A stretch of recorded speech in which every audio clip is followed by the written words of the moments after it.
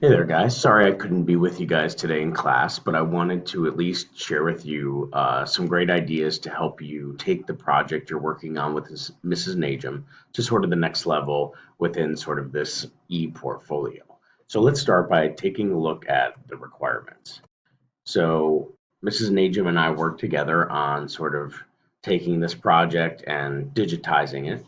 And so we created this sort of submission rules that you're going to be using Google Sites.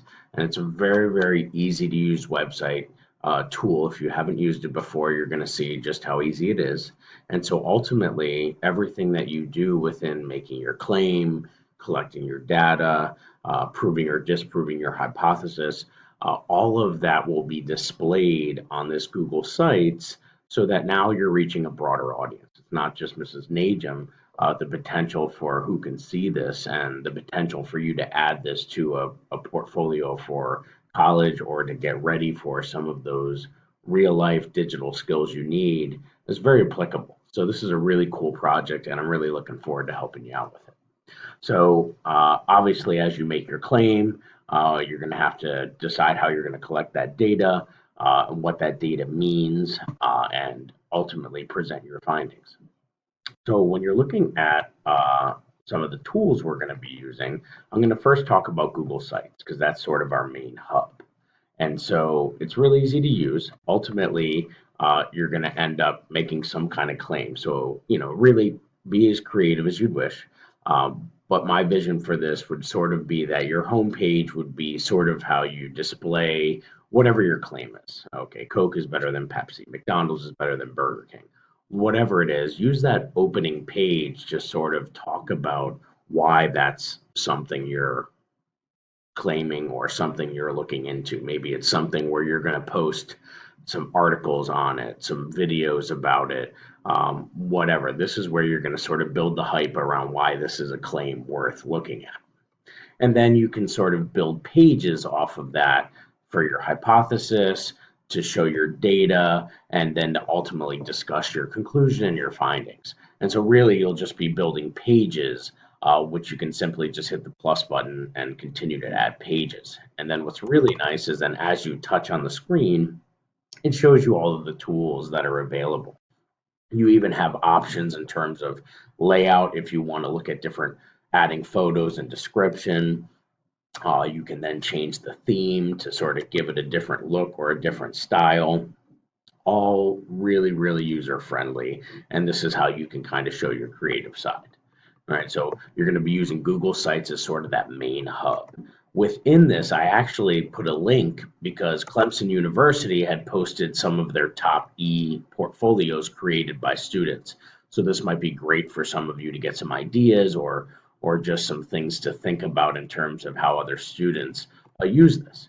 And it's good for you to see that, wow, this is something that at the next level when I get to college, that might be something required of me. So it would be awesome for you to have dabbled even in this next week with it.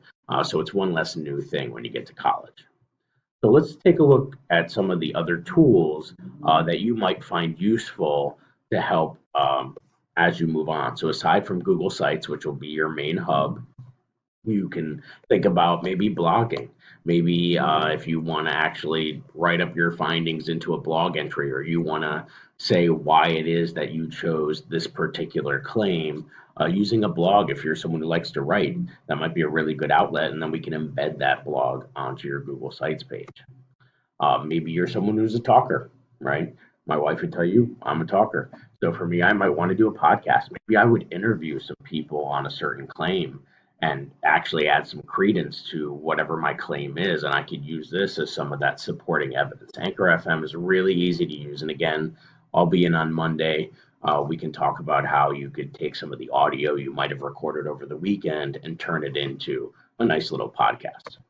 We also have tools like VoiceThread. So if you're going to put together maybe like a PowerPoint and you want to do a voiceover for that PowerPoint, or you want to draw on it like you're John Madden, VoiceThread's a tool we have through the school where you can take that PowerPoint and then do a voiceover and even annotate that. Nearpod, I really like this for a variety of reasons, but this might be really cool for you when you're doing your live presentation in class to deliver it via Nearpod. So typically you make like a PowerPoint, then you can upload that PowerPoint.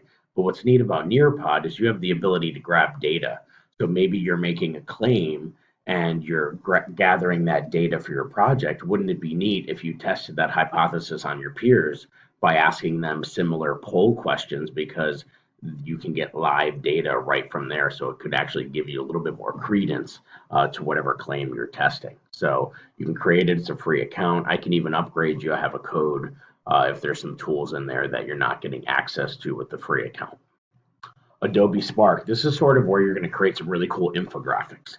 So if you want to create, whether it be a video or even an infographic, to kind of display the claim or to maybe present your findings, it's a way to kind of create that digital poster, that digital video showing some of those graphics, or maybe how you gathered some of that data. Canva is another great tool for creating sort of a digital poster or infographic to maybe show, how the data was dispersed, how many people like Coke versus Pepsi. You can do all sorts of really cool digital designs with Canva. YouTube, maybe you want to interview some people. Maybe you want to do something of that too. You want to make a video of it. We can obviously, or maybe you want to pull some videos that highlight why it is you're making this claim. Flipgrid, here's a really cool tool where you could either maybe talk a little bit about why you decided to do this project. Maybe you could interview some people. These are quick little short videos. You could even do like a video log using something like Flipgrid. So it's another tool that might be quick and easy. You can pull out right on your phone. Screencast-O-Matic is actually what I'm currently using, and it's something you can use to just capture your screen, capture your voice, even use the webcam if you'd wish, and you can do up to 15 minutes on the free version, and it really just captures your screen so that you can kind of navigate through while you're narrating and talking about your topic. So very kind of similar to VoiceThread, but it has a little bit more functionality because you can leave the screen and people are still coming with you. Whereas VoiceThread would be more of you have a set PowerPoint and you're just voicing over that PowerPoint. So those are just a few of the tools. If you're defining terms, maybe you want to use something like Quizlet, because then you can make a Quizlet set of terms and embed those terms on the page, or create an interactive game for people to play with it. Kahoot is another great one.